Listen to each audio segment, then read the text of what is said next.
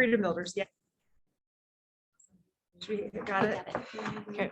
Hello, everyone. This is Mackenzie here at Call Group with the most awesome Dondria, one of our senior partner agents here on our team, who has been with us for 4 years. Yeah, 4 years, and we've been incredibly blessed with her knowledge of all things real estate investing and investments. Our agents and I personally lean on her very heavily for just different ideas, and so we've had a lot of people ask, and we have a ton of investors coming into the area. So Dondria has been incredibly gracious to give us a 4-part series on investing and what that looks like on both sides, right? Yeah. Okay. And so Dondria Morris, take it away. Thank you, Mackenzie. Was that good? Yeah, it was wonderful. Okay, good. All right, bye. I would say that Mackenzie has taken my advice from over the years, and she has her first investment property. So yay, Mackenzie. Number 2 is coming soon. So I know we do have some new agents here, and of course there's lots of people from Freedom Builders that I've not had the opportunity to meet, but just a little bit of background about who I am, kind of my background. Of course, Mackenzie says I've been on this team for about 4 years now. It seems like 5, but time's flying, but it's always that way when you're having fun.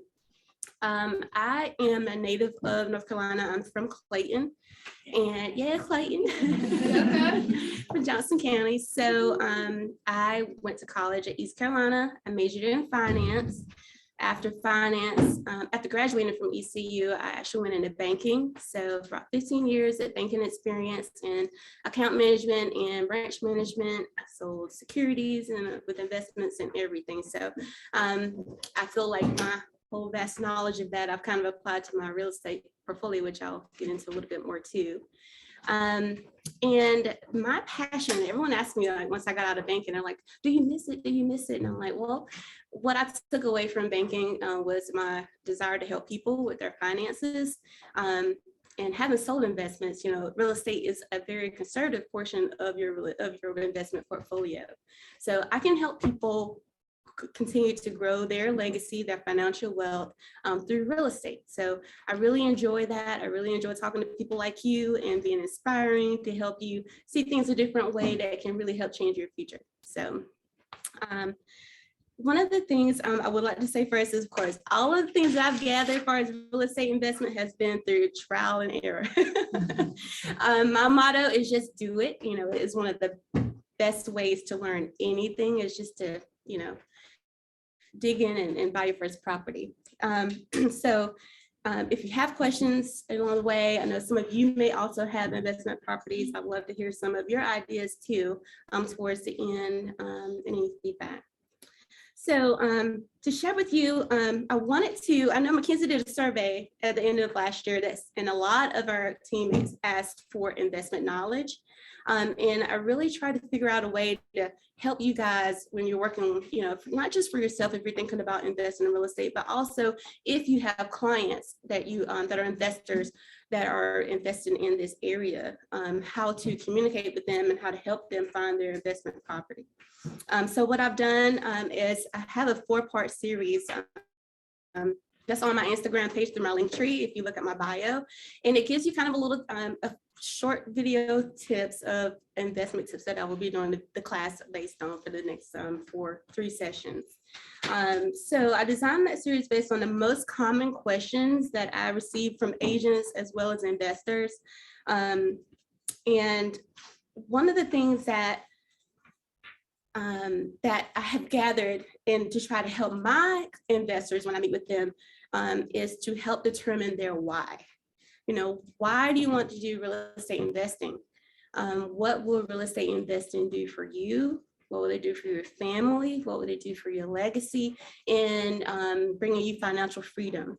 That is the biggest question that I always start with my investors. So if I get a call, a new lead, I listen to them. You know, it's all about, you know, trying to build that partnership and that relationship, but I have to have a good understanding of what it is that they're looking for and why they're investing. So that's my first question. Why? What's your why? Why do you want to own a property? I will say probably the best answer I always get is, oh, I want to own 5 properties by 2023. You know, it's something very specific, but it's not really the meat of their why and why they're investing. My why is that I wanted to be able to build financial wealth and create a legacy that my children can carry on, you know, with their mindset and for the next generation, for my family and our community. So I wanted to be able to have that so that they have that freedom to, you know, they can build multiple streams of income one day. You know, we've all been taught that you go to college, you get a, you know, career job, you corporate, you invest in, you know, your 401k and you retire one day. You know, well, there's a lot, it's a huge gap of opportunity in between there that you can actually have more of an income stream. So I want people to see that and to kind of think outside the box. So one of the ways that I've helped build my wealth is through real estate. So with that said, what is the next question for outside of your why is what is your goal with investing? So that's my next question that I ask my clients. What's your why? What's your goal? First of all, everyone wants income, right? That's the obvious one.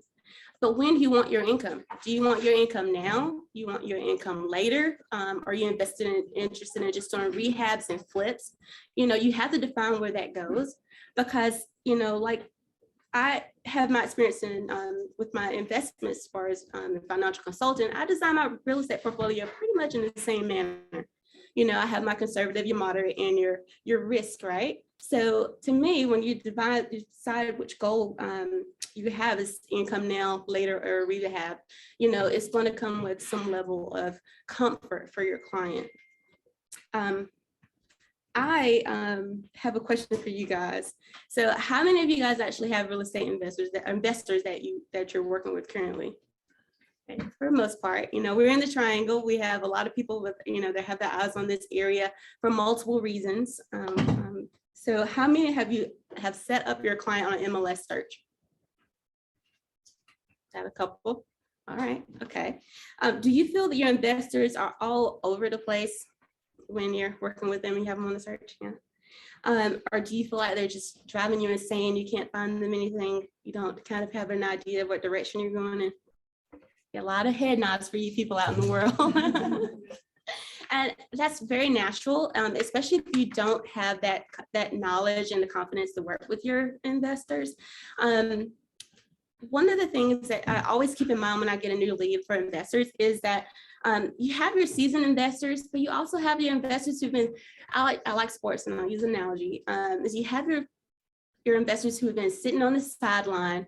They've been doing all of their research. They have been studying all the plays and they're ready to get off the sideline and play, right? Nope. Some people are anxious and they're just waiting to get in the game. You know, they're like, coach, call me, I'm going in, it's my turn. But what do you need when you get on the field? Anybody have any strategy? Well, you got the plays, strategy, money, experience. You need a quarterback, right? So who are you in the next plays? You're going to have a quarterback, whether it's one side or the other. You got to know the plays. But the quarterback is you, your agents. We have to be able, they're looking for the guidance. They're looking for the professionalism.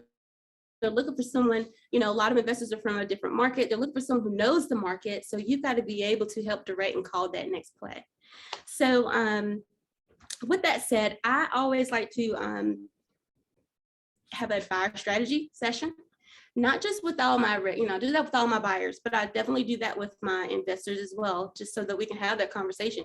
What's your why? What's your goal? Where's this going to fit? Where's this property going to fit within your portfolio? With that said, once you are able to determine that, you choose the areas based on that and where they should concentrate their search. So how many of you have spoken with clients and they want to buy, you know, when they call you, you get the lead and you pick up the phone and you're talking to them and they want to buy an investment property. Kind of, can anyone give me an example of what their conversation, you know, what they feel when they get that phone call? I was wondering, like where to start. What do they know? Like if I get the BRRR people, you know, what's their expectation of our market? Is it realistic for what we're actually going through? Good. Yeah. So you're right. You know, you're always curious about what they want, what they already know. I mean, I think that's important so that you know what type of investor you have, so that you know where to lead that conversation. So some of the areas that you concentrate your searches, I honestly don't set them up on a real estate search because I want them to know, I want to show my value to them by asking all those questions in my buyer strategy session. I may pull up a few properties on the screen and say, hey, based on what you've told me, the goal for this property, for this investment, for your investment portfolio, this is where I may look. I just want to kind of get an idea what they know. So I set up the search for myself so that I can handpick properties for them. So I will, based on their goal, based on where we're going to buy, I'll handpick up properties and I'll set myself up on those searches so that I don't have them calling me and showing me 10 properties that they want to see in a day, and they're from one end of the county to the other end. Because they're trying to get that knowledge of where they want to go, where they want to buy. So my first tip is set yourself up on a search and not them until you can understand and you guys are on the same page about where they should buy. I'll also tell my buyers, to my buyer investors, to put on their investor hat when we're looking at properties versus a buyer's hat. Buyers are very emotional. So I like to go by numbers, and focusing on the numbers is really where, I like to try to keep everyone directed towards, because making an emotional buy, that's what we do when we want to live in the house. We want to make it our own. But the hardest distinction is, what will this property yield me versus who's going to live in the house? Is it rentable too? Those are the main concerns that a lot of buyers are looking for. But that's the biggest thing. And one way that I do that is when I'm showing them houses, I pull up a few and I get them to kind of gauge their reactions to the properties. Like if we have brown cabinets, if we have tile floors, if it's different color paint on the walls, I watch their interactions. I want to see how they feel and how they react. Versus a home that's like a flipped property or it's a newer home and we go through it, just to see what their reactions are to that, because I want to get their feedback. Because I know that when we start looking at houses out in the field, I want to be able to bring that back to them. Say, hey, look, you remember we saw this house, but this is the return. This house, this is the return, expected return over here, but there's nothing wrong. I may have a higher return on the property that may have needed the most work on it. So, just one of the ways to kind of gauge your investors to help guide them along the way. So how do you find the property based on that goal? For our triangle area, I know not everyone in the world is from the triangle, but any city, this principle will apply to any state you're looking at. Where is the place that's growing the fastest? So if we're looking at a map of the triangle, what area do you think is growing the fastest? I know we're in Cary right now. Sanford, okay. Clayton. And Clayton. Right? Yeah, Fuquay is growing. Yeah. Littleton. Okay. Good. Selma. So we've got, you guys are all naming areas that are kind of on the outskirts of Cary. So most of the calls that we get here in the triangle are looking to be in the Raleigh-Cary area. And these are the areas that people are spending the most to get into. They're that's the place everyone wants to go. I like to think of it as kind of a Cheers analogy where everybody knows your name. That's exactly where everyone wants to be, right? So I like to draw a circle around that area. So if we're going to draw a circle around Cary, Holly Spring, Apex, the areas that are really attractive to a lot of investors right now, then that's going to be kind of like my ground zero. So I'm going to draw a circle around ground zero. And that's going to be my area that I'm going to say that's more of an appreciation area. And then I'm going to draw another circle and I'm going to make it within about a 30-minute commute. So if you're thinking about where to buy, start where everyone else cheers, where everyone knows your name, ground zero, draw a circle, 30-minute commute, draw a circle around there. And when you're meeting with your investor clients and you're figuring out where can I get my, income being the number one goal, and income now versus income later and appreciation, that's going to really be a good visual to show them with the data where they should be buying based on what they've told you their why and their goal is. Does that make sense? Yes. Cool. So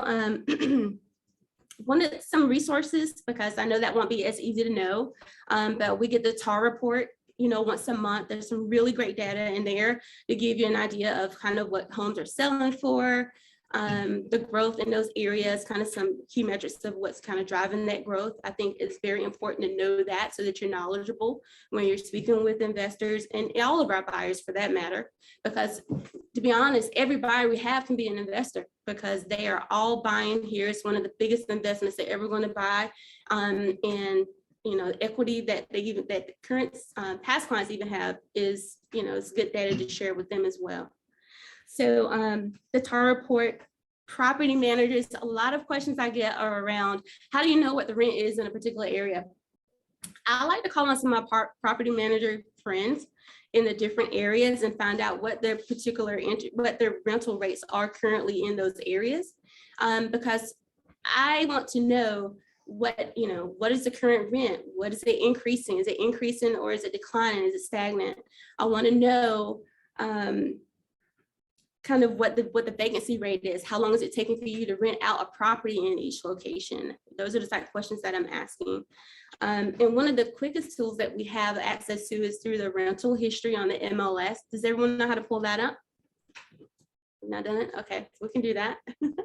But just to show you guys, that information, not everyone uses the MLS to market their properties through the rental, but I can oftentimes find something that's rented in the past 90 days that gives, or 6 months even, to tell me if the rents in the area, what are they current, and if they are pretty much staying the same, because I want to know if this is a good area for this person to buy in.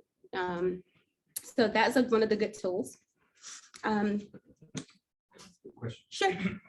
Are you going through the covenants before you present it? Am I doing what now? Are you going through the HOA and covenants before you even present it?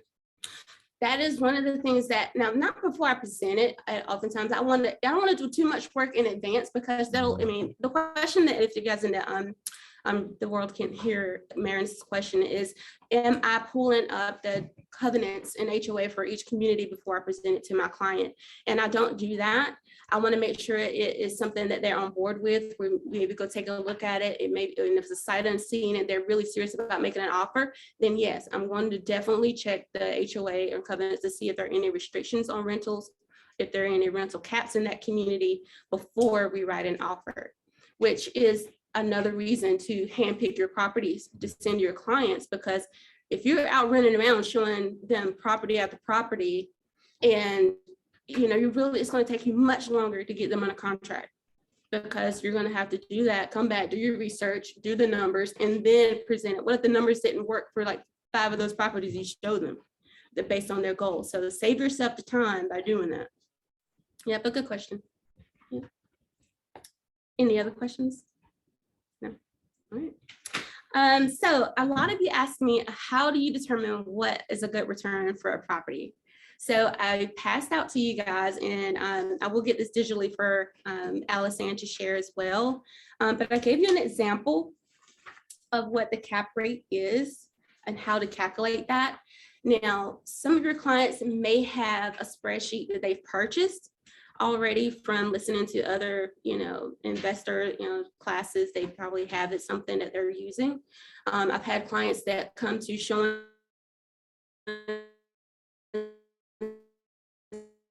and but I'm old school. I have a piece of paper. I have a pencil and a piece of paper and a calculator, whatever have you, to calculate just a rough estimate.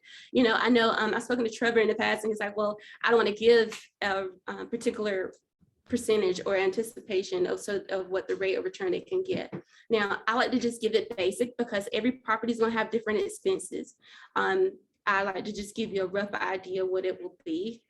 So I've given you guys kind of an explanation in front of you that just gives an example. What I did this morning, I just pulled up a property in Sanford. So Sonia pulled Sanford because she knows it's a growing area. But literally, I've been telling people several areas for the past 2 years to go and invest in. So I love to see it come to fruition when I say go buy in Sanford, go buy in Nevin, go buy in these surrounding areas, because those are the areas that I saw that the potential for people to be going to. It's really logical, because if people are buying in Cary and it gets to be unaffordable, then people have to make sacrifices. They're going to go out on the outskirts and they're going to buy in Clayton, Fuquay, they're going to buy Holly Springs, all these areas on the outskirts, they're just going to have to naturally go to for affordability. Other areas that we're seeing, I know Anthony mentioned Lillington, Dunn. We're starting to see a lot of our big construction start happening in those areas too, but they're natural areas for people to start flowing. So in my opinion, if someone's looking for an income for their investment, okay, income, you're okay with, having income now and a little bit of income, you're probably way better than breaking even, then I would recommend going out on those outskirts areas for sure. So if you're looking at your bullseye and you're around zero, you may look out in your 30-minute commute, but you may have to go even further out to get that income goal. And that is a big piece of the puzzle. So yeah, I actually pulled these numbers from Sanford. I digress. I pulled a property. It's at $250,000 in the example. I also looked at what the average price that people are paying over asking is about 8% on average. So I like to go with that number, not just the asking price. And I always go with real numbers when I'm calculating it with my clients. So if it's 250 and say we're going to pay 275. So it's simple calculation is your annual operating income divided by the current value of the property. So I pulled up rents being maybe about $1,400 a month. And instead of multiplying that by 11, by 12, I multiplied it by 11 because really the properties I saw were all, getting tenants in them within 30 days. So I just took out a month for the vacancy rate, real simple. So that got me to $15,400 if you're looking. Only expense I saw was taxes. They did not have an HOA. Some other expenses, if someone's paying for cash, would be if they're using a property manager to manage their property, and also any any homeowners insurance policy, things like that, you would subtract. So you would take all of your expenses, subtract it out of the income, and then divide it by the price that you're going to be paying. So I've estimated this one in the example. We've got the 1,400 by 11 for the vacancy rate, 15,400. I subtracted out the taxes and potential property manager, and giving you the amount down here on 12,326 divided by 275 gives your investor a rough estimate of about 4% cap rate of return that they can anticipate receiving. Now, people say 4%, that's nothing, right? Well, it depends on when you want your money. And if you want to have some income coming in and what this property fits within your portfolio, then yeah, it could seem very low. But on average around here, really always seeing if you get 5, in my opinion, you're doing good. I haven't seen anything really over 5 in a couple of years, just because historically rental rates have not increased with the appreciation of the properties and what we're having to overpay to win. So yeah, the 4%, I'm like, okay, that's fine. We know that Sanford's a growing area. So what does that mean on the back end?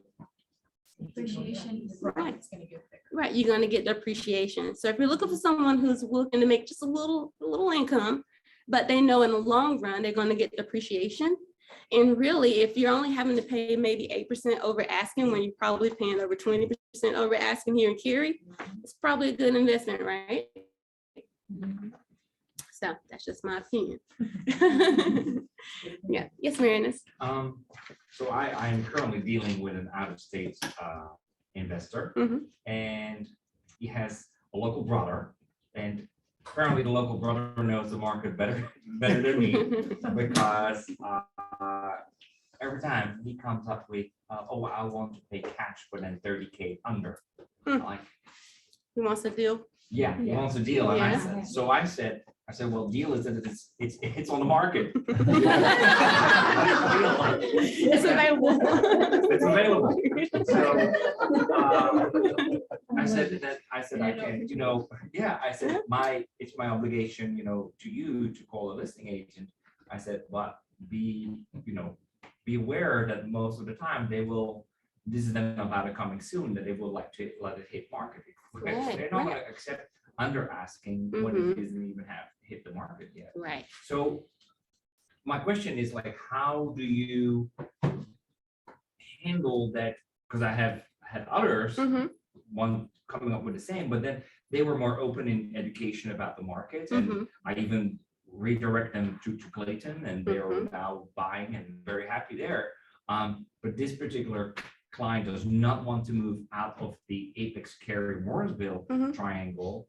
And they just come up with like, oh no, this is all I want to buy. Yeah. So how are you educating your investor better to understand, knowing that they're not local and their brother knows the market better than you do? Well, they sought you out for your professionalism, and you're a professional at it, right? Not the brother. Yeah. But yeah, although we do run into that, of course. I think that we will have different investors with different knowledge, experience in investing. They may be new, and you do have to kind of, go back to that conversation. What's your why? What does this property fit within your portfolio? And based on what you told me, this is where we should be buying. And if he is truly looking to get a deal on a property, then you have to redirect him back to that visual. We have the value here if you want to get a property that's at a value that, undervalued, but there's a premium here if you want to buy in Cary, Hollow Spring, Apex. You're going to have to buy at a premium, and that's not your goal. So you have to continue to redirect them back to what they said that they want. And sometimes if you're doing that and you're writing some bidding offers and they lose a couple, maybe you give them one or two that they lose, but then you're validating what the data that you've shown them, and you have to continue to show them that, because the numbers are the numbers. Yeah. And having a rare, a cash buyer is not so rare right now, right? No. You're seeing, I'm sure, a lot of cash buyers. Yeah, we see a lot of cash buyers. I mean, we have buyers from out of the country, from all over the country. And they have cash. They need somewhere to park money. They see the value, and they're okay with overpaying. They know that long-term, I'm going to have a better investment, and I really only want to break even. And typically the person with that mindset who's willing to do that, they're okay with buying into higher premium areas. And you don't have to do a lot of coaching with them, because they already know the risk and they're willing to do it. But it may be your investors who are kind of been on the sideline, who are waiting to get in the game, that may give you some of those objections. But that comes with the educational, point. Just continue to educate them on the market. Yeah. Yeah. Any other questions? No. Let's see here. Make sure I didn't miss anything.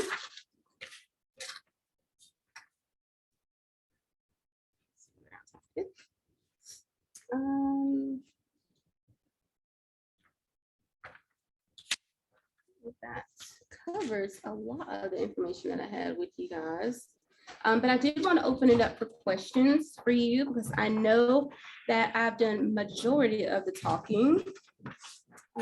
But I know that you guys have questions, things that you're hearing on a daily basis that maybe we can discuss openly. Yes, Ned has one.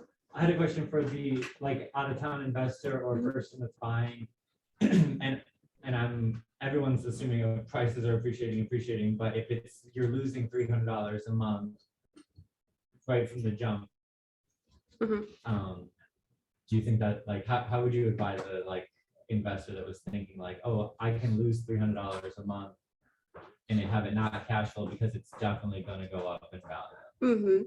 Well, that person who knows that they may not break even, right? That they may actually have to pay a portion of the mortgage because the rent has not caught up. Is that what you're saying? Yeah. Yeah. Well, that person, and just kind of the same situation, they have to know that you're buying in these premium areas where you're having to overpay, then you may not break even. There may not be income now. That means you don't want your income now. You want your income later.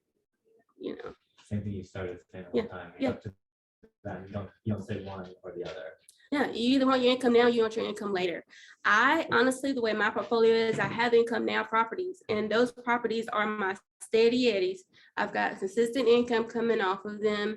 I can utilize the equity in those properties to finance my other properties that I want to buy, because the value's there. I'm at a good value. I've got a great return, and I'm happy with those investments the way that they are.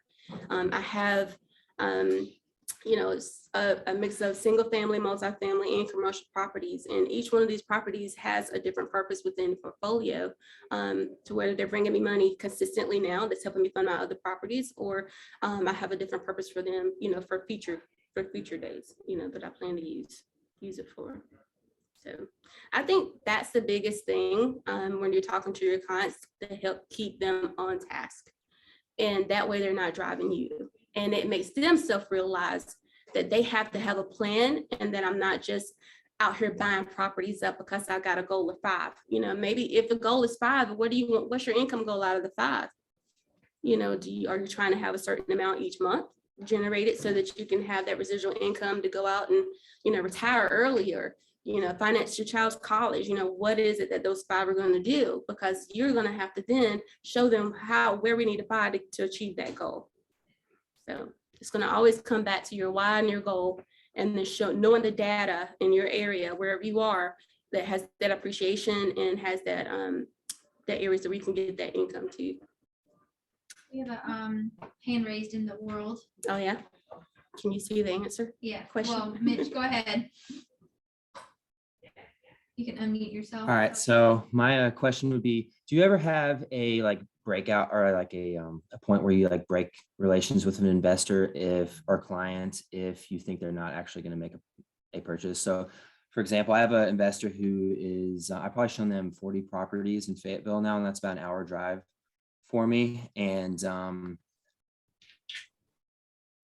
pretty new to selling houses, so I didn't do a great job at the beginning of just explaining metrics and all that, but I think I'm getting better. I'm catching up with all that and kind of reining the client in. However, we've still only made offers on 3 properties, and he's a cash buyer, and it's usually 30 grand underneath the asking price, and it's just not the market right now. And so is there just a point where you realize that, hey, maybe this isn't the best use of your time? Yeah. Well, I like to put it back on my client. Obviously I want to help them reach their goal. I'm going to continue to, 40 properties is a lot. And of course it's an hour drive. So your time is an investment in that, and your time is valuable. So you're going to have to put a value on that. So I think you definitely in your situation are going to have a sit down with your client and say, hey, look, we're consistently putting offers under, but what we're finding in the market is that properties are selling 10% over, and you're going 30% under. Whatever, 30,000 under. That's not going to be competitive enough for us to continue to submit offers on. So you're going to have to really reassess what your goals are and where you're going to be buying your property, for them. They have no sense of time. You're going to have to protect that time, but until they can nail that down, their motivation is pretty low. They're not motivated enough, to buy that property. So you're going to have to do something to get them off the fence. But I do recommend having that sit down with them, especially if you have investors that have been sitting on the sidelines for a while. And just like you would any other, new buyer you get, you're going to figure out what their timeline is. Maybe his timeline is indefinite, but you can't continue to show him 40 houses if they're not going to meet the goal that he has. I'd only show him properties and redirect them to goals that they have. It's just like showing someone the same house 10 times and there's the same thing wrong with each house because they're all alike. You've got to find something, property that they're going to move on, and tell them, well, we saw that house. We got to go see something else. This is why you didn't like it. We're going to keep running into the same issue until you can really pinpoint them down to what the problem is and why they can't make a move. Yeah. So I would do that before I serve it any times. Yeah. So how do you factor in repair costs? Do you factor that into the property once you this is kind of you first look at it? Mm-hmm. Is there a more detailed way that you look at an investment property? Well, formula is going to be the same because that's going to be upfront expense that you're going to have to put into it. So I'm going to calculate that into my expense. If I know I'm going to have to put $5,000 into the house, and I'm going to calculate that in what I'm going to have to, because I'm going to get that money. When am I going to get that money back? Eventually, depending on where that property is, but I'm going to calculate that into my initial expense. What about the long-term repairs? Every so often you're gonna need a roof, or every so often you're gonna need HVAC or new carpet. Yeah, those are costs of doing business. Yeah. She asked me about how do you count in for HVAC, repairs, things like that. it's a cost of doing business. They're gonna happen over time. You can't pinpoint when it will happen. You just put money aside for when it does happen. Yeah. Reserve and what percentage you use? Yeah. I don't have a percentage. You know, with as many properties as I have, you know, I've learned along the way, you know, I'll find appliances that are in good shape and I'll store them, you know. I'm just starting to stockpiling things. I've just got too many properties to just do that. So I've kind of figured out that system and some vendors that I can go to for those type things. And yeah. Couple questions. Will we touch on commercial at some point in the series? Well, that's good feedback. So we can definitely touch on this in one of the other series. We can do that. Mhm. And then if a client is interested in investing and ask where to start, meaning want info on real estate investing in general, what's a good resource that you recommend? I mean, just find out what real estate investing is. Yeah, I think just like the kind of like what we're doing here. Mhm. Like what's a good resource that you would say, hey, I'm interested in learning more. What would you recommend? I mean, there's so many different, you know, you've got podcasts out there, real estate investing, just Google. I mean, there's so many different ways, but there's some, yeah, there's Investor strategy session. yeah, there might be some investment strategy sessions out there, but the main thing is whenever people are gathering that information, you have to consider the source. And you know where the information is coming from. If I have a new investor that is looking for more information, I want to be that source for them so that I can guide them. Plus, mainly the hurdles you have to overcome when you're working with investors is what they already know. They know a lot of knowledge to be dangerous sometimes, and to me, they know a lot to play the game, but they can't get to the finish line.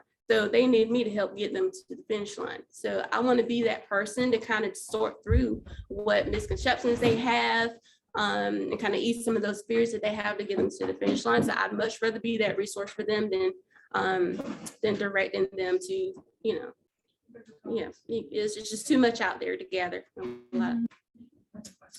Trevor had his hand up first. Okay. For the newer agents, when they get the question from the investor, will you produce your commission? Are you talking about on the sell side? Buy side. On the buy side? Will you credit some for your So that they can offer more? so that they can just walk away with a little more closing?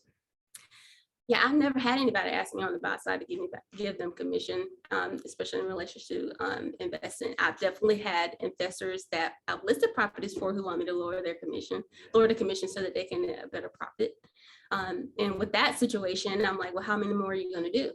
You know, I want to be their go-to agent to help them list it, you know, especially if I help them find it, you know, I would definitely have that conversation with them. But I haven't had that one specifically, Trevor. Yeah. Do you must get that question often? Immediately like, you know what, you're gonna make a good investment on this property and you're also making a good investment in me. That's a good comeback there, Megan. That Donna, I think you had a question. Yeah, my question, I know I'm sure you work with a lot of seasoned investors because you've been doing this for a long time. Do you find in this market right now that the more long-term seasoned investors are okay paying these prices? I mean, you know, they know what's going on in the market. You've already educated them. Do you find that they're kind of backing off, or do you find that the investors you're talking to are more newbies? I mean, honestly, I still have a mix. I have a mix of newbies. I have a mix of seasoned investors, and my seasoned investors are always ready to buy. You know, so they've got it. They understand the goal. They understand my process, and they're always ready. If I send them a property to look at, they know I sent it to them, and pretty much they're like, well, you said buy it, I'll buy it.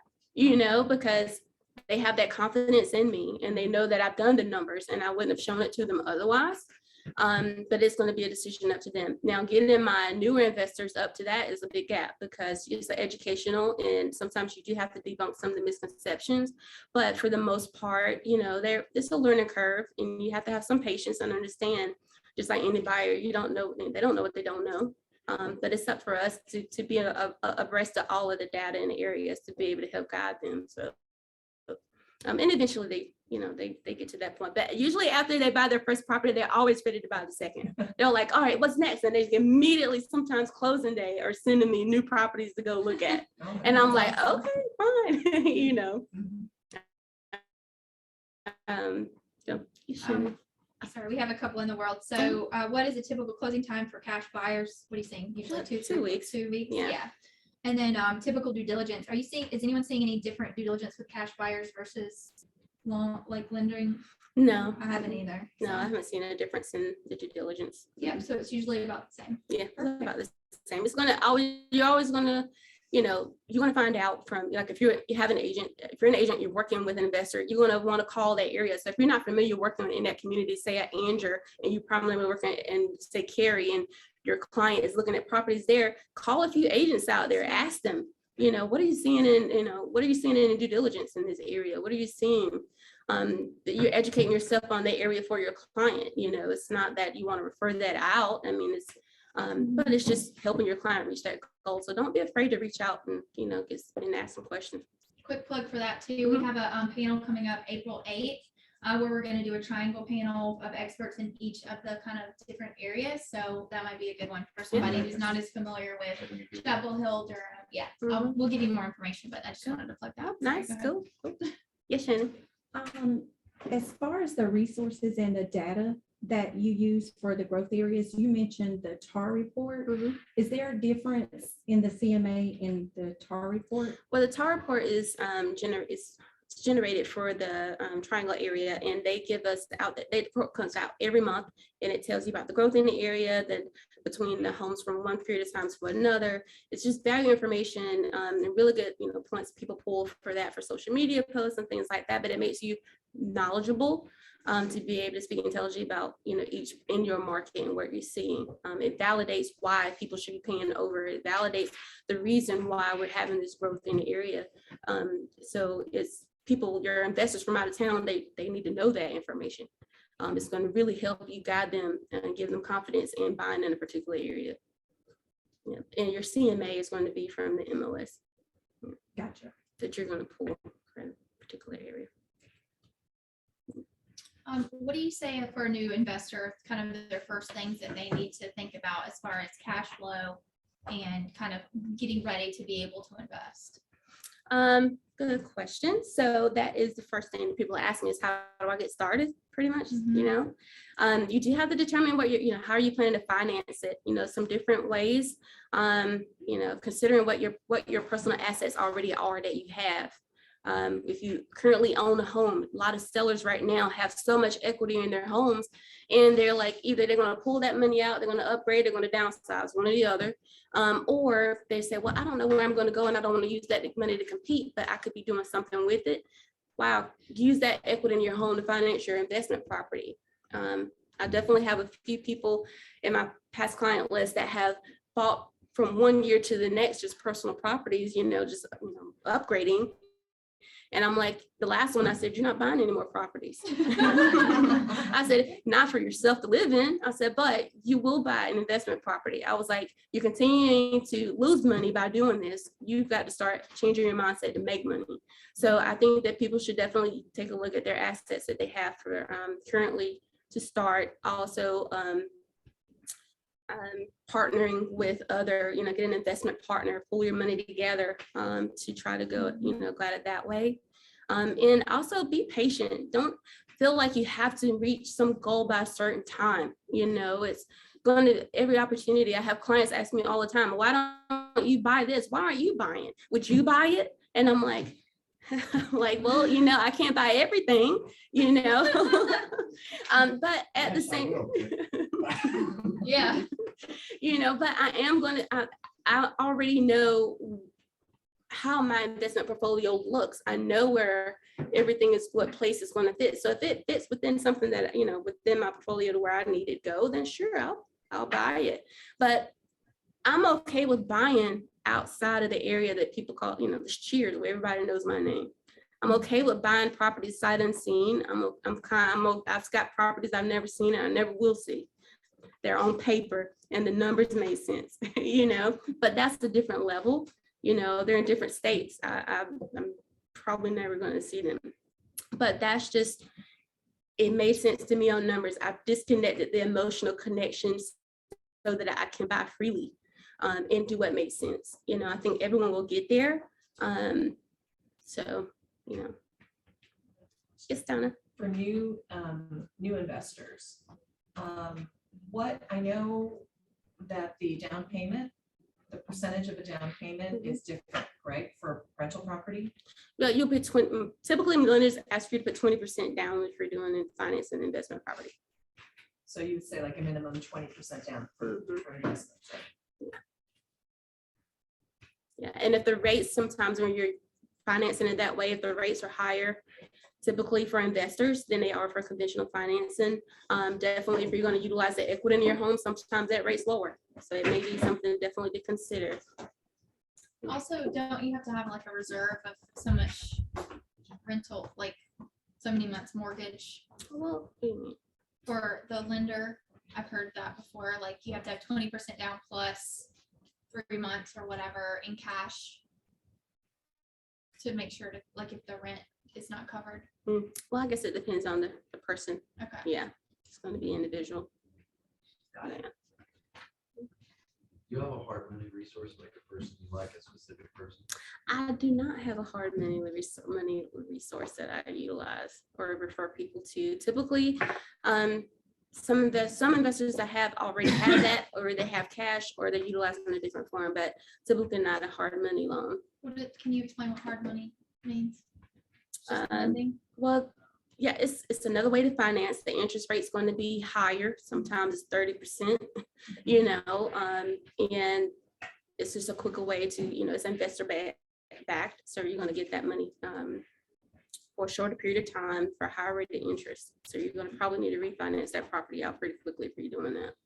Good for rehabs. Yeah, really good for rehabs. A lot of rehab buyers are doing that for sure. Mhm. Going rate right now is around 12%. Is it 12?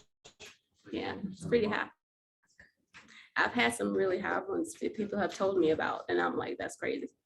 But Can you kind of go over what you're going to go through the next few sessions? sure. So for the next session, I kind of put tip 1 and 2 kind of together today. But I do want to talk more about financing and how to get started in the next series. I do plan to have invite some partners to come in and kind of talk with us about it. Some things to look for, some things to how to prepare to finance, to help you guide your clients. But if you're also thinking about investing in real estate yourself, some things to kind of get in order, and more about what that process, you know, that lending process looks like. So we'll go more in depth on that for the next one.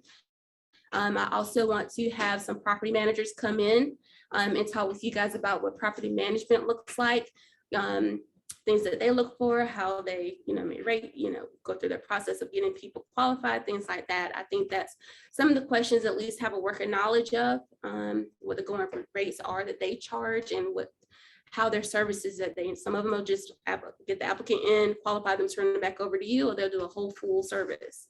So I definitely want you guys to know more information on that. I think that'll be valuable just to have, just on a little bit, because they're going to look for you for that. As soon as they get the property under contract, they're going to say, well, I need to talk to someone about renting it out. Who's going to do that for me? So we'll have that coming up too. I have given you guys a survey today as well, so that you can give me some feedback on today's series. Also, anything you would like to know more about in the upcoming series that we can incorporate, and any key takeaways that you have.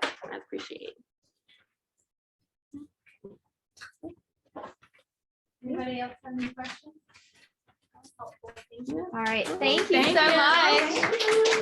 much. This was super helpful. I want to give you guys the next dates for the next series.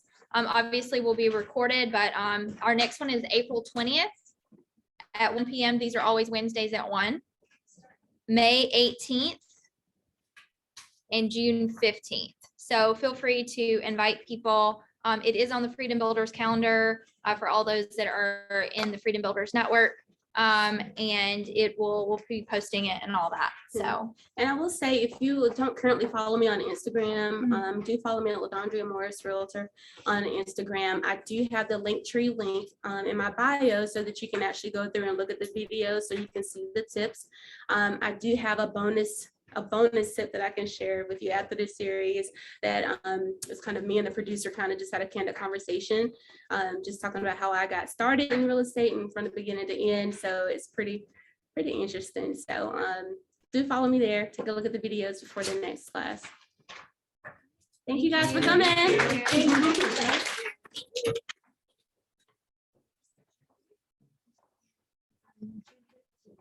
Bye. Actually, this probably.